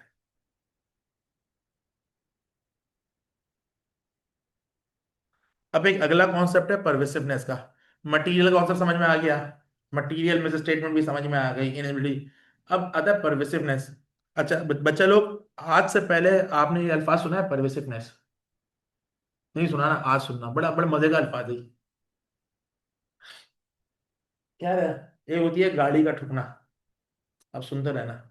एक होती है गाड़ी का, यानी गाड़ी का एक्सीडेंट होना, बम्पर टच हो गया। एग्जाम्पल दे रहा हूँ बेटा, सिर्फ बम्पर क्या हो गया? तो गाड़ी लगी है, गाड़ी हिट तो हुई है, मटेरियल नहीं है, कोई मसला नहीं है। मसला नहीं है, ऐसा ही है ना, कोई मसला नहीं है। हल्की सी हिट हुई, आप रबिंग पॉलिशिंग करवा देंगे, मसला ही नहीं हुआ। लेकिन अब थोड़ी ज्यादा हिट हुई है। आप खड़े हुए थे सिग्नल पे, हिट हुई, और पीछे बम्पर होता है, बोनट होता है, तो ये भी नहीं, आप मुझे बम्पर, बम्पर गिर गया। बम्पर क्या हुआ? गिर गया। अब बम्पर गिरा तो भाई क्या हो गया? मटेरियल हो गया। पहले केस में सिर्फ टच हुई, खराश आई, तो क्या है? इमटेरियल, इमटेरियल है। सेकंड सिनेरियो में क्या हुआ? गाड़ी तेज थी, बम्पर गिर गया। थर्ड सिनेरियो में हुआ, गाड़ी इतनी तेज थी कि पीछे से गाड़ी ने हिट किया और ट्रक से लगा, गाड़ी कुचल गई। अब क्या था? हाँ, परवेसिव। माजरत, मैंने आपको इस तरह की मिसाल नहीं देता नहीं, लेकिन इसके बगैर समझ नहीं सकते थे। मैं पूरा ऑडिट समझा देना था, लेकिन समझ नहीं सकते थे आप लोग। परवेसिव क्या होता है, समझ में आया? गाड़ी पीछे से आई, हल्की सी हिट हुई, हल्की सी हिट हुई, हल्की सी खराश आई, इमटेरियल, इमटेरियल हिट। ऑडिट के उसमें immaterial miss state. Second case के अंदर गाड़ी थोड़ी तेज आई, तो गाड़ी ने हिट किया और आपका बम्पर गिर गया। क्या हुआ भाई? Material miss statement. और उस जमाने में मटीरियल हिट, अल्लाह ना करे आगे टंकर था, डंपर। आजकल तो वैसे ही कराची में, अल्लाह माफ करे, अल्लाह पाक मुझे आपको सबको हिफाजत में रखे, आमीन। आगे डंपर था, पीछे प्राडो थी, और आप मेहरान में बीच में खड़े हुए थे। प्राडो ने आके जोर से मारा और आप आगे डंपर में गए, गाड़ी कुचल गई। अब क्या हुआ? Pervasive, pervasive hit. अब मतलब समझ में आया? सबको समझ में आ गया? बस यही है, परवेसिव का मतलब यही है बस। मिस स्टेटमेंट अगर मटेरियल ना हो तो क्या होगी? इमटेरियल होगी। और मिस स्टेटमेंट बहुत ज्यादा हाई हो तो क्या होंगी? समझ गए? बेटा ये मिसाल याद रखना जिंदगी भर, तो तुम्हें मतलब समझ में आ जाएगा, वरना तुम समझते नहीं रहोगे कि परवेसिव क्या होता है। अब परवेसिव की डेफिनेशन पढ़ो, आ जाओ। Pervasive means the effect of a misstatement or the possible effect of undetected misstatement due to lack of evidence is so widespread or so significant that it impacts the financial statement as a whole. गाड़ी के case में क्या हुआ? पूरी गाड़ी खराब हो गई एज अ होल ना, rather than being limited to one specific account or item. गाड़ी के केस में अगर एक बम्पर जाता तो वो क्या था? मटेरियल था। लेकिन अब होल ही खराब हो गई तो pervasive. A matter is considered pervasive when it affects many areas. मैंने गाड़ी के केस में जब गाड़ी कुचली तो दरवाजे, हेडलाइट, बम्पर, हर चीज गई। और एफएस के केस के अंदर रेवेन्यू भी खराब, कॉस्ट ऑफ गुड सोल्ड भी खराब। खराब से मुराद मिस स्टेटमेंट। एसेट्स भी खराब, खराब से मुराद मिस स्टेटमेंट। तो क्या इम्पैक्ट कहलाएंगे? परवेसिव। या डिस्क्लोजर केस में आपने गोइंग कंसर्न का डिस्क्लोजर ही नहीं दिया, सही है, या आपने रेट पार्टी का डिस्क्लोजर ही नहीं दिया, तो डिस्क्लोजर केस में अगर आपने मेजर डिस्क्लोजर नहीं दिया तो कौन सा इंपैक्ट है? परवेसिव इंपैक्ट है। यहां तक बात समझ में आई? अब परवेसिव कब कंसीडर किया जाएगा? परवेसिव क्या होता है समझ गए आप लोग? परवेसिव कब कंसीडर किया जाएगा? पहले सवाल, not confined to a specific elements, account और आइटम्स। इसका क्या मतलब है कि जब आपने ऑडिट प्रोसीजर परफॉर्म किए तो आपने पाया आपका रेवेन्यू का एरिया भी मिस स्टेटेड है, आपका रिसीवेबल का एरिया भी मिस स्टेटेड है, आपका इन्वेंट्री का एरिया भी मिस स्टेटेड है, और उसके अलावा और क्या होता है, आपकी लाइबिलिटीज भी क्या है? Miss stated. तो अब बताओ ये किसी स्पेसिफिक एलिमेंट में कन्फाइंड हुआ? नहीं हुआ, मेनी एलिमेंट्स में। तो अब क्या कंसिडर किया जाएगा कि मिस स्टेटमेंट क्या है? परवेसिव, शाबाश। If confined to one area, it represents a substantial portion of the financial statement. For example, balance sheet का आपने ऑडिट कर रहे थे, बैलेंस शीट में 80 अरब की बैलेंस शीट है। कितने की बैलेंस शीट है? उस 80 अरब में से 60 अरब की इन्वेंट्री है। कितने की इन्वेंट्री है? और वो गलत है, तो बताओ क्या है ये? Exactly exactly। अगर एक एरिया में भी है लेकिन वो एरिया बैलेंस शीट का या इनकम सब्सटेंशियल पोर्शन है। In relation to disclosures, it is fundamental to users understanding. For example, आपके पास एक डिस्क्लोजर है, आपने आई 37 में कंटिजेंसी पढ़ा है, प्रोविजन, कंटिजेंसी। कंटिजेंसी का डिस्क्लोजर मेजर डिस्क्लोजर होता है। अगर वो डिस्क्लोजर गिवन ही नहीं है तो कौन सा इंपैक्ट है? परवेसिव। या मिसाल के तौर पर रिलेटेड पार्टी का नोट ही गिवन नहीं है तो कौन सा इंपैक्ट है? या गोइंग कंसर्न, गोइंग कंसर्न अभी पढ़ा है आपने? नहीं पढ़ा तो बता दो मुझे, मुझे नहीं पता ना आपने क्या पढ़ा है। थोड़ा बहुत इंशाल्लाह आपको टीचर चैप्टर नंबर 15 में पढ़ाएंगे, ठीक है। तो फिर आपको मालूम चलेगा कि गोइंग कंसर्न क्या होता है। आज की तारीख में अगर गोइंग कंसर्न का नोट भी ना गिवन है तो कौन सा इंपैक्ट है, परवेसिव। यहाँ तक बात सही है। देखो अब इनएबिलिटी भी दो तरीके की हो सकती है। इनएबिलिटी का भी इम्पैक्ट क्या हो सकता है, मटीरियल और परवेसिव। और इसी तरह मटीरियल मिस स्टेटमेंट का भी इम्पैक्ट क्या हो सकता है, मटीरियल और। यहाँ तक बात समझ में आई। तो याद रखना बेटा, परवेसिव का इम्पैक्ट इनएबिलिटी में भी होता है और मटीरियल मिस स्टेटमेंट में भी होता है। तो अब सोचो आपने क्या पढ़ा, दोबारा सुनो। सबसे पहले आपने पढ़ा कि मटीरियलिटी क्या होती है, पढ़ लिया। फिर आपने पढ़ा मटीरियल मिस स्टेटमेंट क्या होती है। फिर आपने पढ़ा इनएबिलिटी क्या होती है। इनएबिलिटी के तीन तरीके आपने पढ़े, मटीरियल मिस स्टेटमेंट के आपने तीन तरीके पढ़े, सही है। फिर उसके बाद आपने पढ़ा परवेसिव।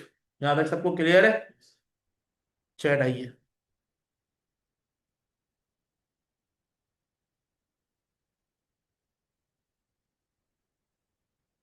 देखो मुस्तफा, इसका मैं अभी आपको कमेंट नहीं कर सकता, मुझे हसन भाई से पूछना पड़ेगा।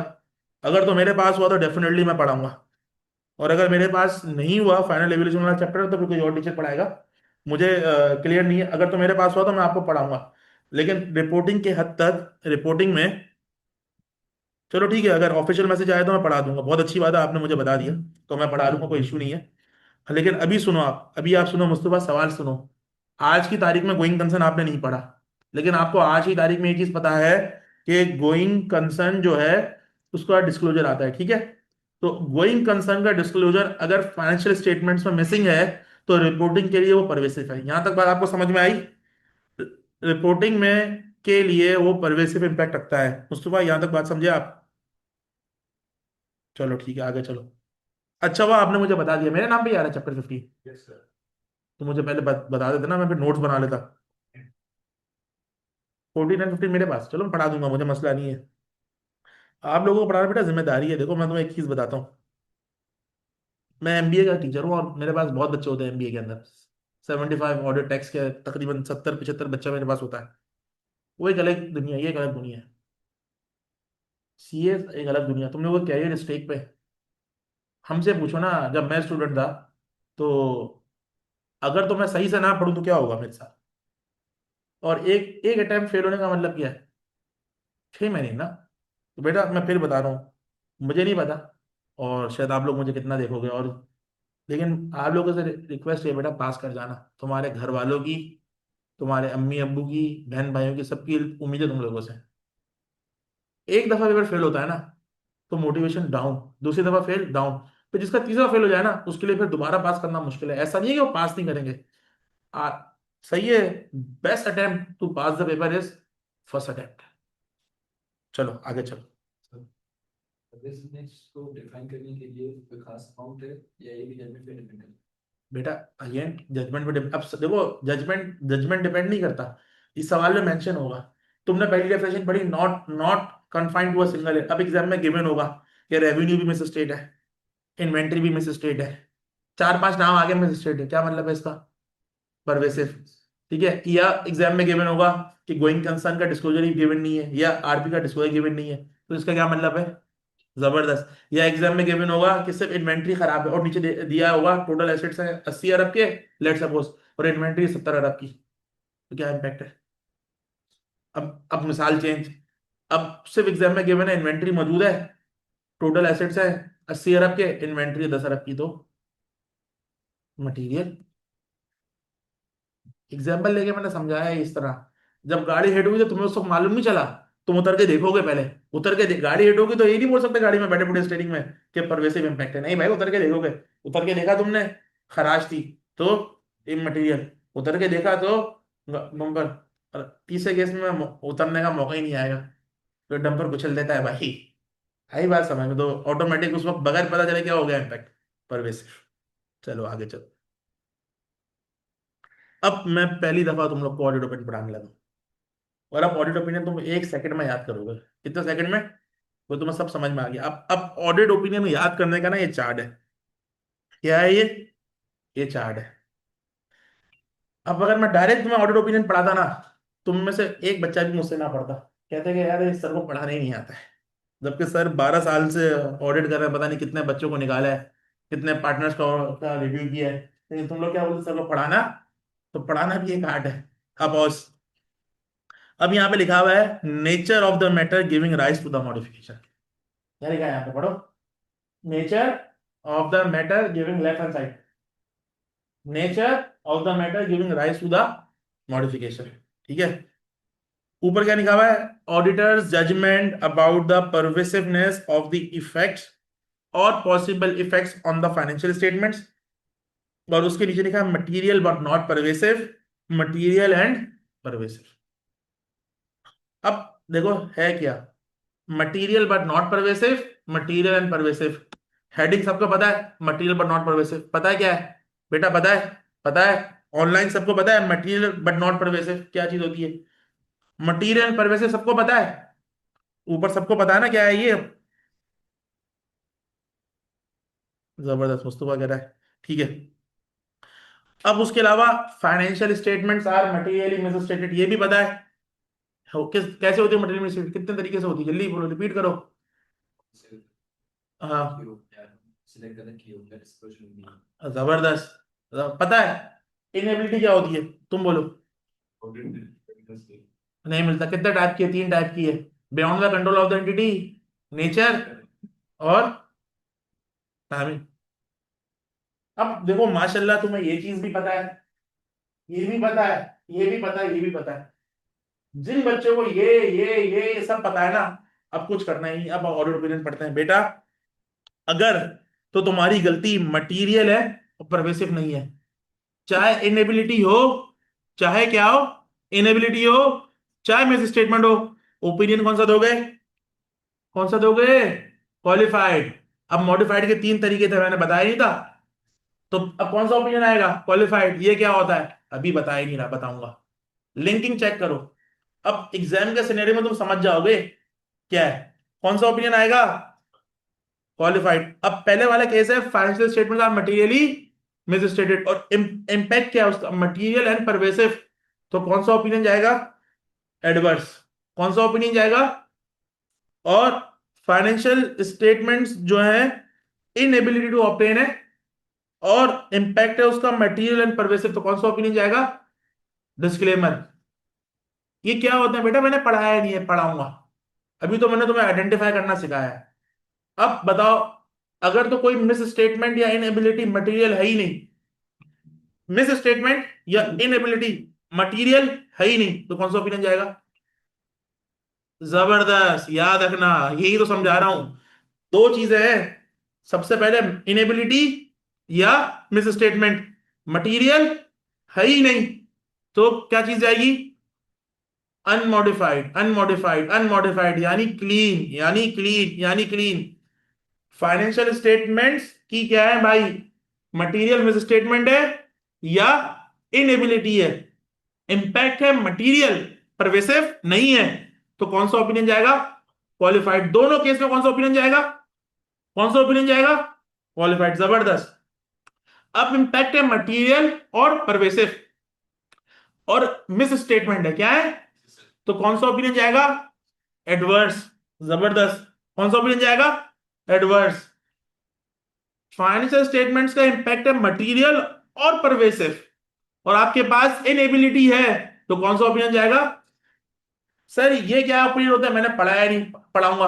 आइडेंटिफाई करना सिखा दिया, आइडेंटिफाई कर लिया। अब सिंपल तौर पे, सिंपल से तौर पे तुम्हारे पास 2 टाइप के ऑडिट ओपिनियन होते हैं, 2 टाइप के ऑडिट ओपिनियन होते हैं, 2 टाइप के, unmodified, modified, unmodified, modified, unmodified, modified, unmodified, modified. Modified में 3 किस्में होती हैं, जल्दी बोलो, एक किस्म बोलो, आप बोलो, आप बोलो। मॉडिफाइड की कितनी किस्में? 3 किस्में। अनमॉडिफाइड की एक कोई किस्म ही नहीं है, क्लीन है। मॉडिफाइड की 3 किस्में, आप बोलो।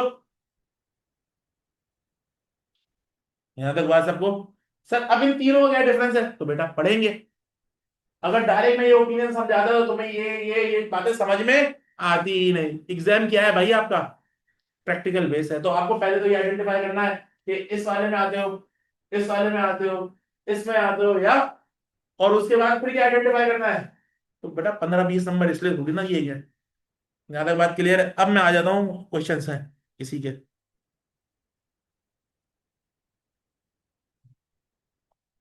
ऑनलाइन स्टूडेंट्स, ये चार्ट सबको समझ में आया?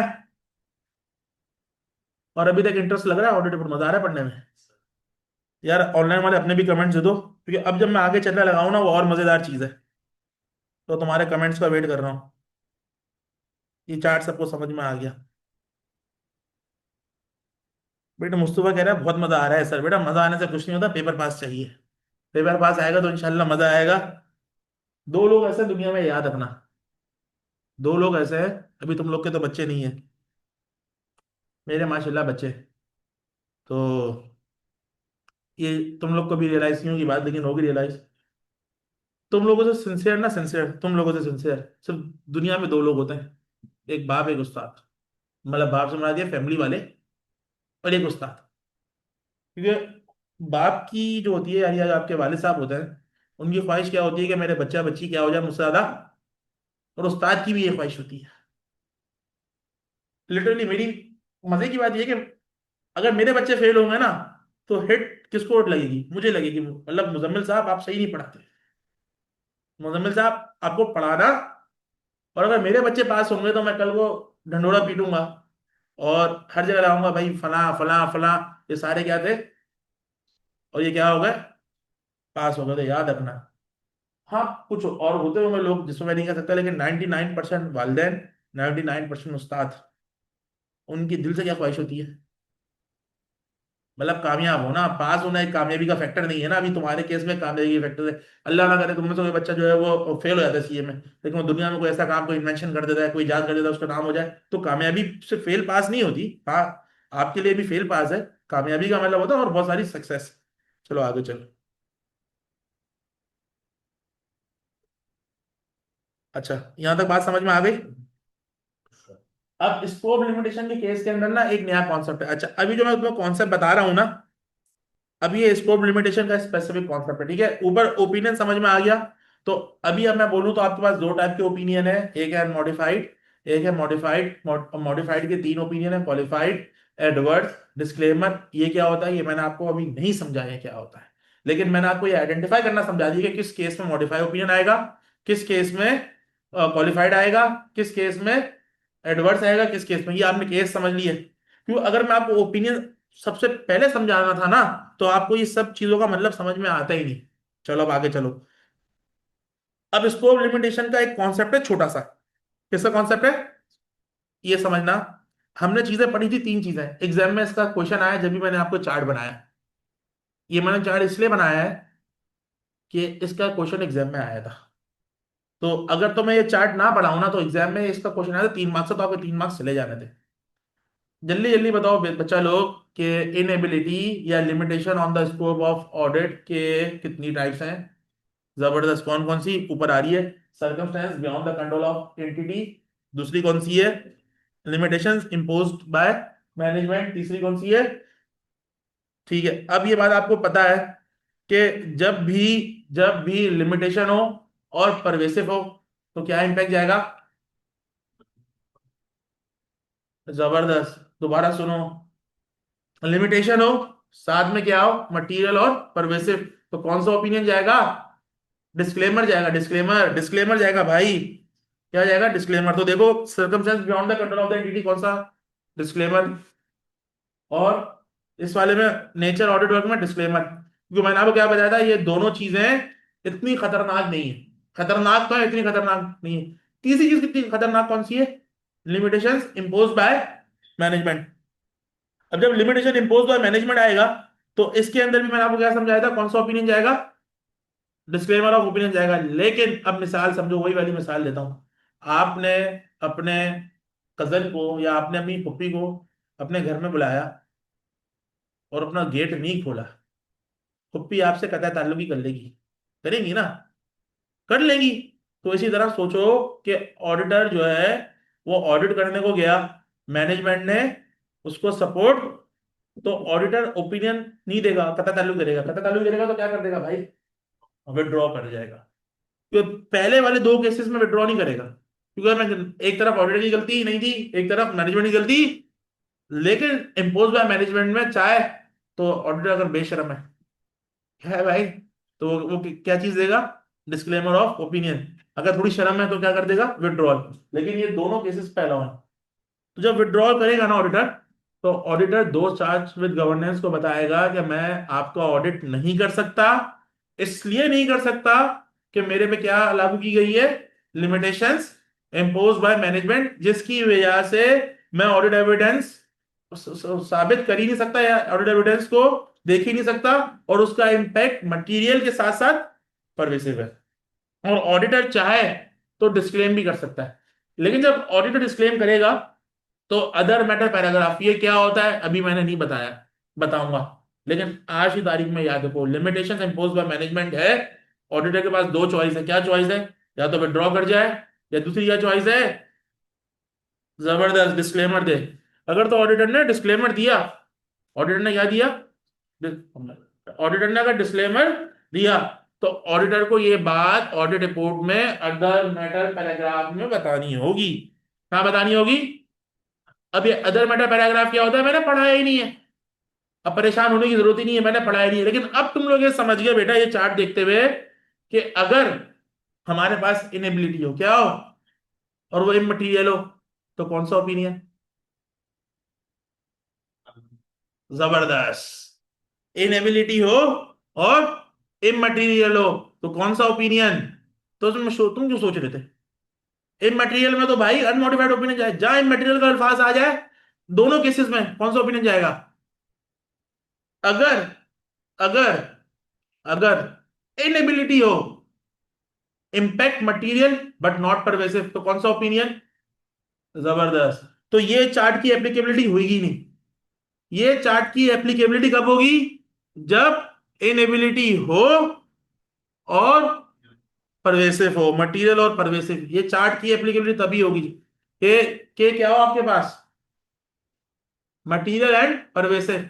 फिर आपके पास तीन कंडीशन, क्योंकि आप मटेरियल परवेसिव आप देखोगे कि लिमिटेशन इम्पोज बाय मैनेजमेंट, दूसरा circle beyond the control of the, तीसरा जल्दी बोलो, nature timing of the audit work. उन दोनों केस में आप क्या दोगे, डिस्क्लेमर। लेकिन जो इम्पोज बाय मैनेजमेंट है आपके पास दो ऑप्शन है, आप चाहो तो विड्रॉ कर लो, आप चाहो तो डिस्क्लेमर दे दो। अगर आप विड्रॉ करोगे तो आपको किसको बताना है, और अगर आप विड्रॉ नहीं करोगे तो आप डिस्क्लेमर दोगे, और उसको कहां बताना है, क्लियर। एक मिनट, ऑनलाइन स्टूडेंट्स आप अपना फीडबैक दो, क्योंकि ये बहुत मुश्किल टॉपिक था जो मैंने आपको बड़े इजीली समझाया, बेटा आप सवाल करो।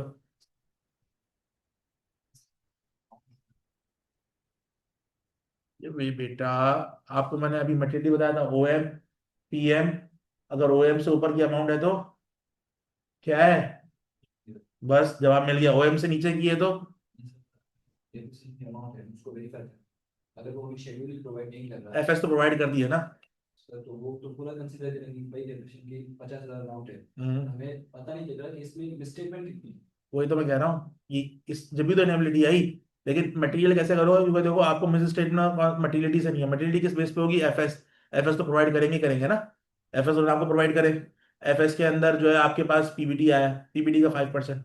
अब आप ये देखोगे ना डेप्रिसिएशन शेड्यूल आपको प्रोवाइड किया नहीं, अगर तो वो डेप्रिसिएशन का शेड्यूल की अमाउंट ओएम से नीचे है, किससे नीचे है, तो इमटेरियल है। आंसर क्या है, इमटेरियल। आप ऑडिट परफॉर्म करोगे और ओपिनियन कौन सा दोगे, अनमोडिफाइड, लेकिन वो डेप्रिसिएशन की अमाउंट आपकी ओएम से ऊपर है, तो अभी क्या हो गया, मटेरियल, क्या हो गया भाई, मटेरियल। सही है, मिसाल चेंज, इन्वेंट्री पे आ जाओ। इन्वेंट्री के अंदर आपके पास लेट सपोज 1 मिलियन की इन्वेंट्री है और आपकी ओएम है 8 मिलियन, कितनी है, अब 1 मिलियन की वो आपको इन्वेंट्री का शेड्यूल नहीं दे रहे, तो आपको कैसे मालूम चलेगा ऑडिट क्या है, तो बताओ उसका आंसर क्या होगा, अनमोडिफाइड। क्यों, किससे कम है, ओएम से कम है। मटीरियल इन्वेंट्री की अमाउंट जो है वो 10 मिलियन है, तो अब क्या हो गया, मटीरियल हो गया, तो कौन सा ओपिनियन, अब मॉडिफाइड पढ़ चुके हो, इस केस में कौन सा, क्वालिफाइड, जबरदस्त। लेकिन उसकी अमाउंट है 80 अरब, तो अब क्या हो गया, तुम्हारी ओ एम है 8 मिलियन, इन्वेंट्री है 80 अरब, तो अब क्या हो गया, परवेसिव। कौन सा ओपिनियन, डिस्क्लेमर, डिस्क्लेमर है। अब ये तीसरी वाली limitation impose by the management, आप चाहो तो ऑडिट छोड़ दो, अगर आप ऑडिट छोड़ोगे तो आपको क्या करना है, दो सर्विस गवर्नेंस को, और अगर आप चाहो तो आप अपनी ऑडिट रिपोर्ट में डिस्क्लेमर दे दो, और ये बात आपको फिर अदर मेटा पैराग्राफ में बतानी है। क्लियर हो गए, हाँ करो सवाल करो। नहीं देती, हाँ डेप्रिसिएशन एक एसेट का बुक हुआ 50,000, हमें पता नहीं है कि सही अमाउंट कौन सी है, ताकि बेसिस चेक करें शेड्यूल से, तो बेसिस प्रोवाइड नहीं करी तो हम पूरी 50,000 को कंसीडर करेंगे ओएम के साथ।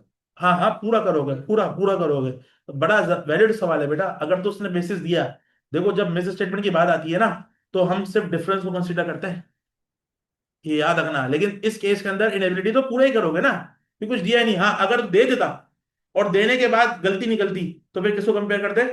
डिफरेंस को। चलो शाबाश।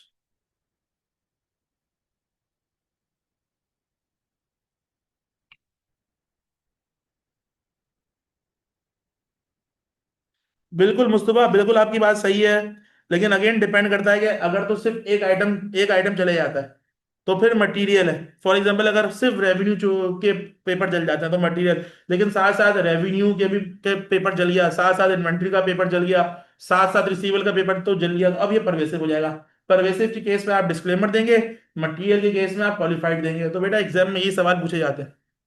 और ये सब चीजें मैं आपको बता रहा हूँ, इसलिए बता रहा हूँ क्योंकि एसीसीए में ना यही टेस्ट होता है। क्योंकि ऑल्दो मैं सीए क्वालिफाइड भी हूँ, एसी क्वालिफाइड भी हूँ, तो मुझे पता है आई कैप के एग्जामिनर ने रिसेंट टाइम में अपने आप को एसीसी से अलाइन किया है। हमारे वक्तों में ना ये सवाल आते ही नहीं था। जिस जमाने में मैंने पेपर 2014 में पास किया, ऑडिट कैफ का ना 2014 में किया, तो उस जमाने में तो स्टेट आता था। लेकिन चूंकि एसीसी की बॉडी आपको पता है ग्लोबल है, तो हमारे एग्जामिनर ने भी ज्यादातर क्वेश्चन कहाँ से पिकअप किए? एसीसी से किए। मुस्तफा जवाब मिला आपको? बेटा यहाँ तक रखे या आगे चले? मुस्तफा, मैसेज नहीं आ रहा आपको? बेटा आपको जवाब मिला? तुम्हें जवाब मिला अपना? तो अब नेक्स्ट क्लास के अंदर हम टाइप्स ऑफ ऑडिट ओपिनियन से बढ़ बढ़ के, तो बाकी चैप्टर 15 तुम लोग मुझे बता रहे हो, तो मुझे पूछना पड़ेगा, फिर नोट्स बनाने पड़ेंगे फिर इनके। तो मैं इनसे पूछता हूँ। मुस्तफा आपकी चैट नहीं आ रही है, मैं फिर क्लास खत्म करूँ? हाँ या ना में तो जवाब दे दो।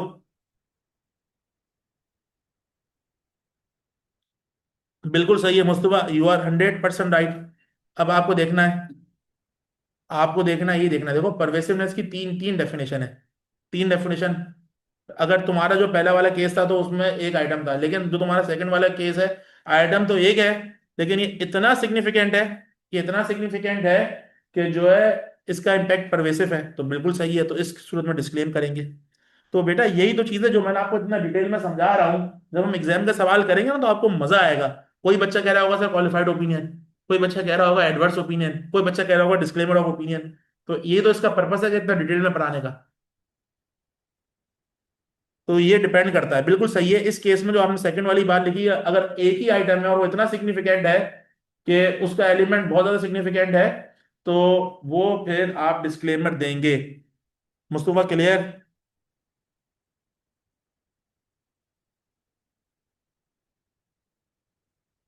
चलो जबरदस्त भाई, इंशाल्लाह इस उम्मीद के साथ कि आप लोग को अल्लाह पाक कामयाबी करे, हम क्लास का इख्तिताम करते हैं। अगली क्लास का जो ये लोग बता देंगे, मुझे भी बता देंगे, आपको बता देंगे, और मैं चैप्टर 15 का भी इनसे पूछ लेता हूँ। Thank you. और अभी तक फीडबैक सही चल रहा है, समझ में आ रहा है?